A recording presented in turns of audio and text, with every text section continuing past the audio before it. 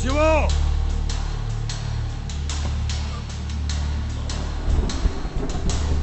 ಎಲ್ಲಿ ಹೋದ್ರ ಎಲ್ರು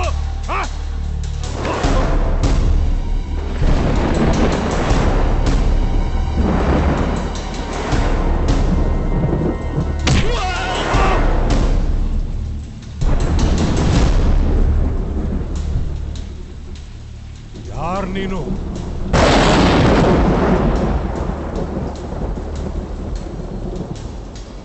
ಯಾರು ನೀನು?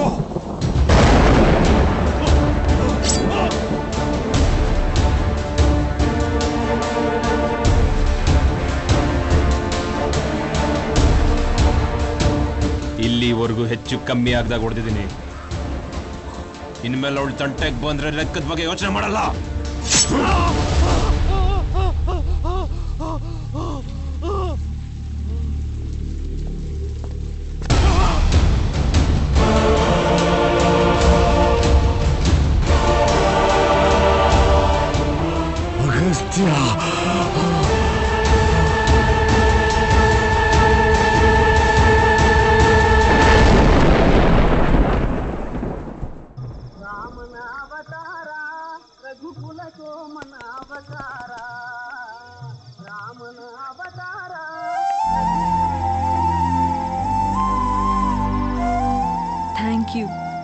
ಅಬ್ಬಬ್ಬಬ್ಬಬ್ಬಬ್ಬಾ, ನಿಮ್ಮಿಬ್ಬರನ್ನು ನೋಡಿದ್ರೆ ದುಷ್ಯಂತ ಶಕುಂತಲೆ ಇದ್ದಂಗಿದ್ದೀರಾ. ಓಕೆ, ಇವನು ನನ್ನ ಮೊಮ್ಮಗ ಸುನೀಲ್ ಅಂತ. ಅಮೆರಿಕಾದಲ್ಲಿ ಸಾಫ್ಟ್ವೇರ್ ಇಂಜಿನಿಯರ್ ಇದ್ದಾನೆ. ಇಂಡಿಯಾದಲ್ಲಿ ಹುಡುಗಿ ನೋಡಕ್ ಬಂದಿದ್ದಾನೆ. ನಾಟಕ ಇಲ್ಲೇ ಶುರು ಆಯ್ತು. ಏನಿಲ್ಲ ಅಜ್ಜಿ, ನಾನು ನಿನ್ಗೆ ಅದನ್ನೇನು ಮಾರೈಸೋದು. ಅಮೆರಿಕಾಯಿಂದ ಒಂದು ಹುಡುಗ ಬಂತು. ಈ ಕೋಮಲವಾದ ಕೈಗಳನ್ನ ಹಿಡ್ಕೊಂಡು ಫ್ಲೈಟ್ನಲ್ಲಿ ನಿನ್ನ ಹಾರಿಸ್ಕೊಂಡು ಹೋಗಿ ಅರಮನೆಯಲ್ಲಿ ಇಟ್ಕೊಳ್ಳಿ ಅಂತ. ತೇರೇಕೆ ಅಪ್ಶಕ್ನ ನೋಡಿದ್ಬಿಟ್ಟಿಯಾ? ನನಗೆ ಸಾಫ್ಟ್ ಆಗಿರೋನು ಬೇಡ, ಸಾಫ್ಟ್ವೇರ್ ಇಂಜಿನಿಯರು ಬೇಡ. ರಫ್ ಆಗಿದ್ದು ಕೂಲಿ ಕೆಲಸ ಮಾಡಿದ್ರೂ ಪರವಾಗಿಲ್ಲ, ಒಂದು ಮೃದುವಾದ ಮನಸ್ಸಿದ್ರೆ ಸಾಕು. ಫ್ಲೈಟ್ನಲ್ಲೇ ಕರ್ಕೊಂಡು ಹೋಗೋನ್ ಬೇಕಾಗಿಲ್ಲ, ಒಂದು ಬೈಕ್ನಲ್ಲಿ ಕರ್ಕೊಂಡು ಹೋದ್ರು ನಾನು ಕೇಳಿದ ಜಾಗಕ್ಕೆ ಕರ್ಕೊಂಡು ಹೋದ್ರೆ ಸಾಕು. ಅರಮನೆನೇ ಆಗಬೇಕಾಗಿಲ್ಲ, ಮೇಂಟೆನೆನ್ಸ್ ಜಾಸ್ತಿ. ನಾನು ಮಳೇಲಿ ನೆನಿಬಾರ್ದು ಅಂತ ತಲೆ ಮೇಲೆ ಒಂದು ಕೊಡೆ ಹಿಡಿದ್ರೆ ಸಾಕು. ಪ್ರತಿ ಕ್ಷಣ ನನ್ನ ಕಣ್ಣಲ್ಲಿ ಕಣ್ಣಿಟ್ಟು ನನ್ಗೇನು ಆಗಬಾರ್ದು ಅಂತ ಕಾಪಾಡೋನಾದ್ರೆ ಸಾಕು.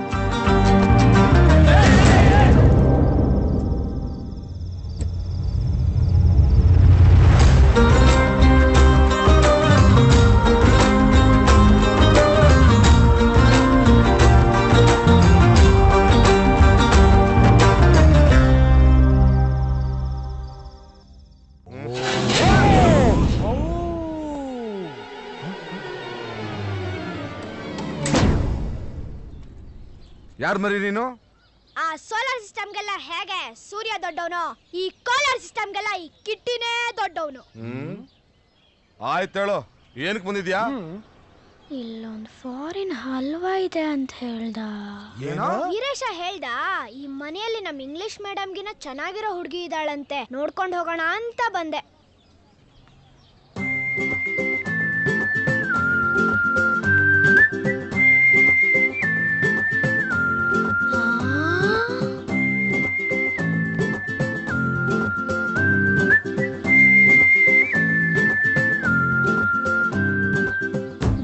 ಪೂರ್ತಿ ಕೋಲಾರದಲ್ಲಿ ಬಂಗಾರ ಇದೆ ಅಂತ ಕೇಳಿದ್ದೆ, ಮೊದಲನೇ ಸಲ ನೋಡಿದ್ದಾಯ್ತು. ಮನೆಗೆ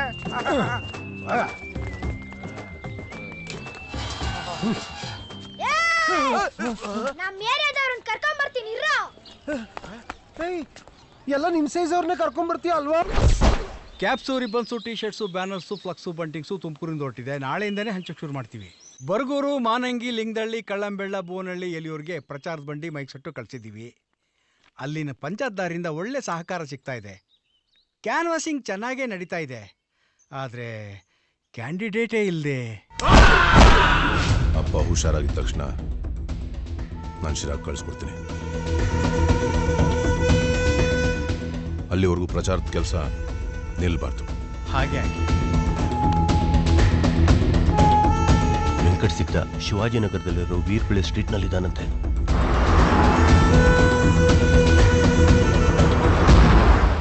ಎಕ್ಸ್ಕ್ಯೂಸ್ ಮೀ, ಅಮ್ಮ ಹೇಳಿದ್ರು ಒಂದು ಕಪ್ ಸಕ್ಕರೆ ಕೊಡ್ಬೇಕಂತೆ.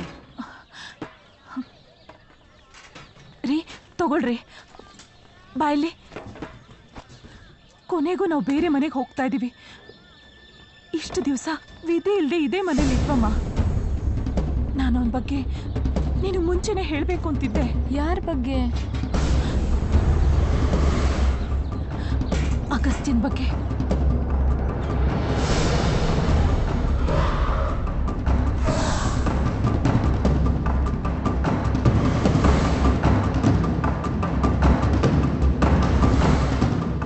ನೀನಿಲ್ಲಿಗೆ ಯಾಕೆ ಬಂದಿದ್ಯಾ ಅಂತ ನನಗೆ ಗೊತ್ತಿಲ್ಲ, ಆದರೆ ನೀನು ಹುಷಾರಾಗಿರಮ್ಮ.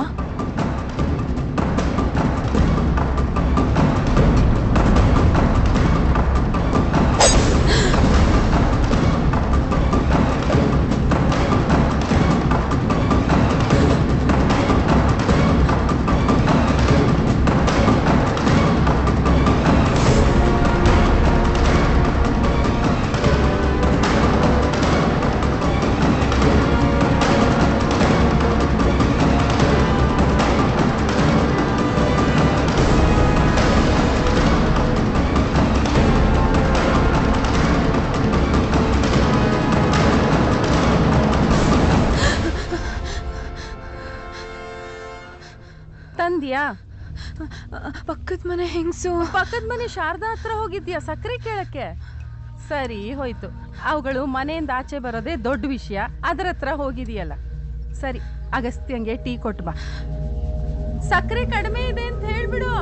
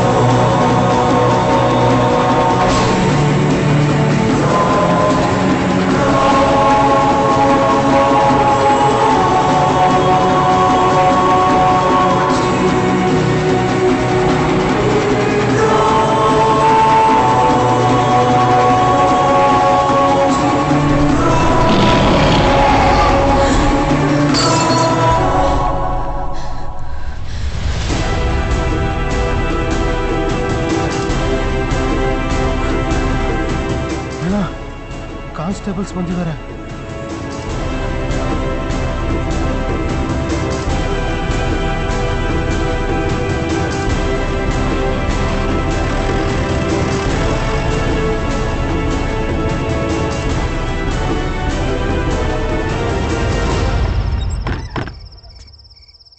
चार दिन पहले आया इधर, तब से ऐसा ही है.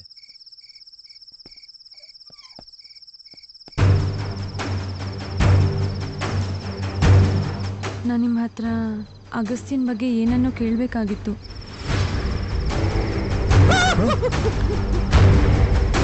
ಜನರು ಮಾತಾಡ್ಕೋತಿದ್ದಾರೆ. ಅವನ ಬಗ್ಗೆ ನಿಮಗೆ ಗೊತ್ತಿಲ್ಲ? ಅಗಸ್ತ್ಯನ್ ಬಗ್ಗೆ ಏನೇನೋ ಹೇಳ್ತಿದ್ದಾರೆ. ಅವನೊಬ್ಬ ರಾಕ್ಷಸ. ಕೆಲವ್ರನ್ನ ಸಾಯಿಸಿದಾನೆ ಅಂತಾನೂ ಹೇಳ್ತಿದ್ದಾರೆ. ಏನ್ ಹೇಳ್ತಾ ಇದೀಯಾ? ಅವನೊಬ್ಬ ಗ್ಯಾಂಗ್ಸ್ಟರ್ ಆಗಿದ್ನ.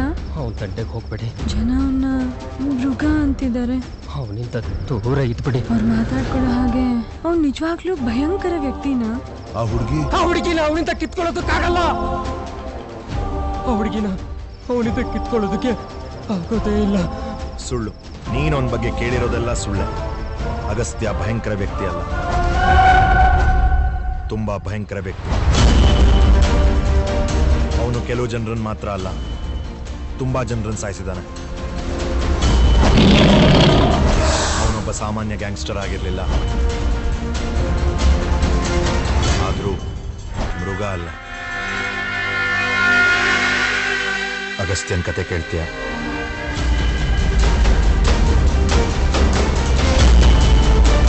ಇಲ್ಲಿಂದ 500 ಮೈಲಿ ದೂರ ಮುಘೋರ್ ಅಂತ ಘೋರ್ ರಾಜ್ಯದಲ್ಲಿ ನೆತ್ತರನಿಂದ ಬರೆದ ಆ ಇತಿಹಾಸದ ಪುಟಗಳಲ್ಲಿ ಸಹನೆಯ ಸೀಳಿ ಸಿಡಿದೆದ್ದ ಅಗಸ್ತ್ಯನದೇ ಒಂದು ದೊಡ್ಡ ಅಧ್ಯಾಯ. ಭೂಗತ ಲೋಕ ಅನ್ನೋ ಕೈಗಾರಿಕೆಯಲ್ಲಿ ಒಂದು ಸಮಸ್ಯೆ ಉಂಟಾಯಿತು. ಎಲ್ಲ ಗ್ಯಾಂಗ್ಸ್ಟರ್ಸ್ಗಳಿಗೂ ದುಬೈನಂತೆ ಇಂಡಿಯಾದಲ್ಲಿ ಒಂದು ಸುರಕ್ಷಿತವಾದ ಸ್ಥಳ ಬೇಕಾಯಿತು. ದಾಸಣ್ಣ ಎನ್ನುವ ಹಿರಿಯ ಗ್ಯಾಂಗ್ಸ್ಟರ್ ನೀಡಿದ ಒಂದು ಉಪಾಯದಿಂದ ಅವರೆಲ್ಲರ ದೃಷ್ಟಿ ಅಲ್ಲಿನ ಶಿಥಿಲಗೊಂಡ ಕೋಟೆ ಕೊತ್ತಲಿನಂತಿದ್ದ ಮುಘೋರ್ ಪ್ರಾಂತ್ಯದ ಮೇಲೆ ಬಿದ್ದಿತು.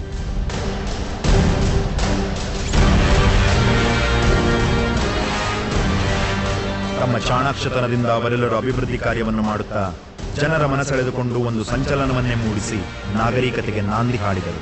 ಕ್ರಮೇಣ ಕೃತಜ್ಞತೆಯುಳ್ಳ ಈ ಜನರ ಬೆಂಬಲದಿಂದ ಮುಘೋರ್ನನ್ನು ನವರಾಜ್ಯವನ್ನಾಗಿ ಪರಿವರ್ತಿಸುವ ಕ್ರಾಂತಿ ಕಹಳೆಯನ್ನು ಊದಿದರು. ಪ್ರತಿಭಟನೆ ಚಳುವಳಿಯ ಪ್ರತಿಧ್ವನಿ ಸರ್ಕಾರವನ್ನೇ ಅಲುಗಾಡಿಸಿತು.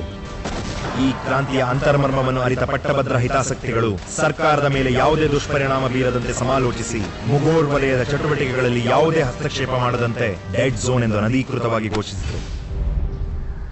ಮುಘೋರನ್ನು ಕತ್ತಲು ಆವರಿಸಿತು. ಅದರದೇ ಆದ ನಾಗರಿಕತೆ ಸೃಷ್ಟಿಯಾಯಿತು. ಮನುಷ್ಯನ ಆಸೆಗಳಿಗೆ ಕೊನೆ ಇಲ್ಲ. ಮುಘೋರ್ ಇಂಡಿಯಾನ ಕಂಟ್ರೋಲ್ ಮಾಡಿದ್ರೆ ಎಲ್ಲರೂ ಮುಘೋರ್ನ ಕಂಟ್ರೋಲ್ ಮಾಡೋದಿಕ್ಕೆ ಆಸೆ ಜನರು ಜನರನ್ನ ಸಾಯಿಸಿ ಅವರ ಏರಿಯಾ ಮತ್ತು ಅವರ ಆಪರೇಷನ್ಸ್ ಕಂಟ್ರೋಲ್ ಮಾಡತೊಡಗಿದರು.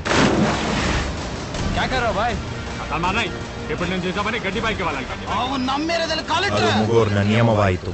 ಮುಘೋರ್ ಒಂದು ರಣರಂಗವಾಯಿತು. ಅಲ್ಲಿನ ಯುವಕರನ್ನ ತಮ್ಮ ತಮ್ಮ ಗ್ಯಾಂಗ್ನಲ್ಲಿ ಶಾಮೀಲ್ ಮಾಡಿಕೊಂಡ್ರು.